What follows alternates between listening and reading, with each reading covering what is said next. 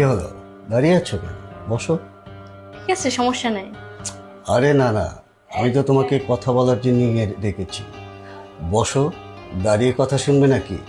বসো, কোনো সমস্যা নেই। শুনলাম তুমি নাকি তোমার স্বামীর সাথে গ্রাম থেকে পালিয়ে এসেছো।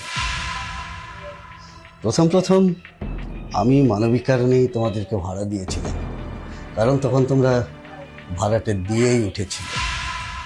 কিন্তু 5-6 মাস হয়ে গেল, এখন তো তোমরা ভাড়াটা দিতে পারছো না। তোমার স্বামীও কিছু করছে না। কি খাও না না খাও কে জানে। এভাবে কি মানুষের জীবন চলে বলো? তাই আমি চিন্তা করেছি তোমার স্বামীকে আমি এই 3 লক্ষ টাকা দিতে চাই। তোমার স্বামী যাতে ব্যবসা করে সংসারটা খুব ভালো করে চালাতে পারে। কি বলছেন চাচা? আপনি 3 লক্ষ টাকা আমাকে দিবেন? কিন্তু কেন দিবেন? এটা অবশ্য তুমি ঠিকই বলেছ। পৃথিবীতে বিনা লাভে কেউ কারোর জন্য কিছু করে না। পৃথিবীটা চলেই গিভ অ্যান্ড টেকে। দেখো, তোমার স্বামীর এখন যে অবস্থা, তাতে তোমাদের সংসারটা টিকবে বলে মনে হচ্ছে না। আর সেই সংসারটা টেকানোর জন্যেই আমি এই টাকাটা তোমাদেরকে দিতে চাই। আমার স্ত্রী নেই, আমি তো একজন রক্ত মাংসের পুরুষ। আমার তো একটা শরীরের চাহিদা আছে। তুমি যদি সেই চাহিদাটা পূরণ করো, তাহলেই আমি তোমাকে এই 3 লাখ টাকা দিতে পারি। চাচা, আপনি এটা কি বলতেছেন? আর আপনি একজন মুরব্বী মানুষ, এটা আমি পারবো না। একটু ভেবে দেখো, তোমাদের সুখের জন্য আমি এটা করছি। আর এই কথাটা তুমি আর আমি ছাড়া কেউ জানবে না। তোমার স্বামী সারাদিন টোটো করে ঘুরে বেড়ায়, কি করে না না করে, বাসাটা ফাঁকা থাকে। আর আমার বাসায়ও সারাদিন কেউ থাকে না। এই সুযোগে তুমি যদি আমাকে একটু খুশি করতে পারো, আমি টাকাটা দিয়ে দিলাম। দেখো, এখানে 3 লাখ টাকা, অনেক টাকা। এই টাকা দিয়ে তোমাদের সংসারটাও আসবে। আর তুমি যদি আমার সাথে এই কাজটা করো, তাহলে তো তোমার এমন কোনো ক্ষতি হবে না, আর কেউ জানতেও পারবে না। তাহলে সমস্যাটা কি? ব্যাস, মাঝখান থেকে তোমরা লাভবান হয়ে গেলে। আর এমন কি, তুমি যদি আমাকে মাঝে মধ্যে এভাবে খুশি করতে থাকো, তাহলে আমি তোমাকে হাত খরচের জন্য অনেক টাকা দেব। সেই টাকা দিয়ে তুমি তোমার যা খুশি তাই কিনবে, যা খুশি তাই খাবে, অনেক সুখে শান্তিতে থাকবে। কি? ঠিক আছে চাচা, কিন্তু কেউ যেন জানতে না পারে।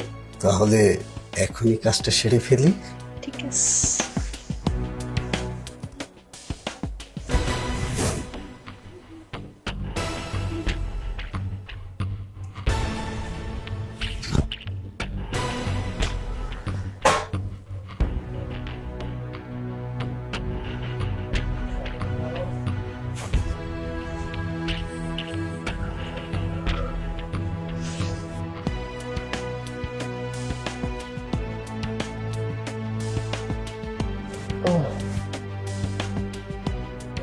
বাবা, তুমি কি করতেছো এগুলা? আর তোমাকে কি জিজ্ঞাসা করব? আমি তো সব নিজের চোখেই দেখতে পাচ্ছি তুমি কি করতেছিলা।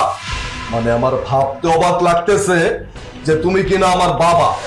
তুমি ছোটবেলা থেকে আমাকে কষ্ট করে লালন পালন করিয়ে শেষ পর্যন্ত পুলিশের চাকরি নিয়ে দিলা, মানে আমাকে আইনের লোক বানাইলা।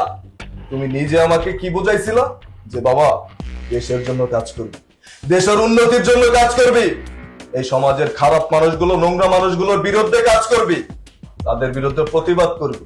আর তুমি কিনা আমাদের বাসার ভাড়াটিয়া মেয়েটার সাথে নষ্টামি করতেছো, তো আবার আমাদের নিজের বাসায়। ছি বাবা ছি, তোমার একটু বিবেকে বাধা দিল না যে তোমার একজন ছেলে থানার একজন এসআই, আইনের লোক, পুলিশ অফিসার, আর তুমি তুমি তার বাবা হয়ে নষ্টামি করতেছো, নোংরামি করতেছো। এই, তুই কি বুঝবি? হ্যাঁ, বিয়ে তো এখনো করিসনি। বউ না থাকার যে কি জ্বালা, এটা তো আমি বুঝতেছি। ঠিক আছে, আমি মেনে নিলাম যে বিয়ের পরে বউ ছাড়া থাকাটা অনেক কষ্টকর, কিন্তু তুমি তো আর একটা বিয়ে করতে পারছো। তোমাকে কখনো না বলছি আমি বিয়ে করার জন্য? একবারও তো না বলি নেই। আরো নিজের ইচ্ছায় বলছি যে বাবা, তোমার যদি প্রয়োজন মনে করো আরেকটা বিয়ে করো। আমি নিজের ছেলে তোমার জন্য পাত্রী দেখবো। কি বলি নাই? অস্বীকার করতে পারবা? বাবা দেখ না, থেকে কি হয়ে গেল আমি কিছুই বুঝে উঠতে পারিনি।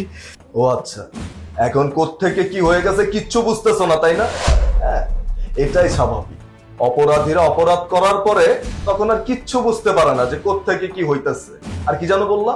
মাফ করার কথা। আচ্ছা ঠিক আছে, আমি তোমার ছেলে হিসাবে তোমাকে মাফ করে দিই, কিন্তু আমি একজন আইনের লোক, আমি একজন পুলিশ অফিসার। সেই ক্ষেত্রে আমি তোমাকে কখনো মাফ করতে পারবো না। তোমার 14 শিখে ভাত খেতে হবে, এটাই আমার ফাইনাল কথা। চলো আমার সাথে। আমি তো বাপ হই রে বাবা, ছেড়ে দে। আমি বুঝতে পারছি যে তুমি আমার বাপ হও, কিন্তু আমিও আইনের লোক হই। চলো। আরে কি করছিস? ছেড়ে দে না।